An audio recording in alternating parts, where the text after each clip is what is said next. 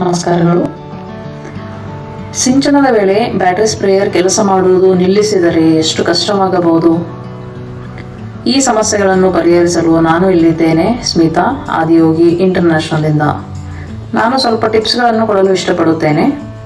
ಆ ಟಿಪ್ಸ್ಗಳನ್ನು ಫಾಲೋ ಮಾಡಿದರೆ ನಿಮ್ಮ ಬ್ಯಾಟರಿ ಸ್ಪ್ರೇಯರನ್ನು ತುಂಬ ದಿನ ಬಳಕೆ ಮಾಡಬಹುದು. ಫಸ್ಟ್ ಟಿಪ್ ಏನಂತಂದರೆ, ಉತ್ಪಾದಕರು ನೀಡಿರುವ ಚಾರ್ಜರನ್ನು ಮಾತ್ರ ನೀವು ಬಳಸಿ. ಇತರ ಚಾರ್ಜರ್ ಬಳಕೆ ಮಾಡುವುದರಿಂದ ಅದು ಬ್ಯಾಟರಿಗೆ ಹಾನಿಗೊಳಿಸುತ್ತದೆ.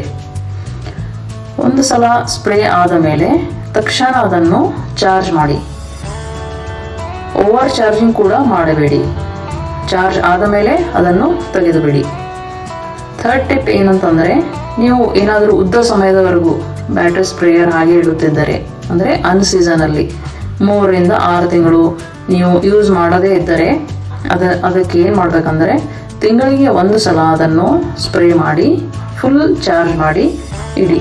ಅಂದರೆ ಮಿನಿಮಮ್ ಅದರಲ್ಲಿ 50 ರಿಂದ 60% ಚಾರ್ಜ್ ಯಾವಾಗಲೂ ಬ್ಯಾಟ್ರಿಯಲ್ಲಿ ಇರಲೇಬೇಕು. ಅಂದರೆ ಬ್ಯಾಟ್ರಿ ಲೈಫ್ ಜಾಸ್ತಿ ಆಗುತ್ತದೆ.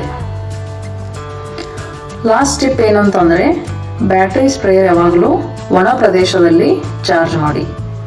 ಸೊ ಈ ಟಿಪ್ಸ್ಗಳನ್ನು ಫಾಲೋ ಮಾಡಿ ನಿಮ್ಮ ಬ್ಯಾಟರಿ ಸ್ಪ್ರೇಯರ್ ಬಳಕೆಯನ್ನು ಹೆಚ್ಚಿಸಿ. ಧನ್ಯವಾದಗಳು.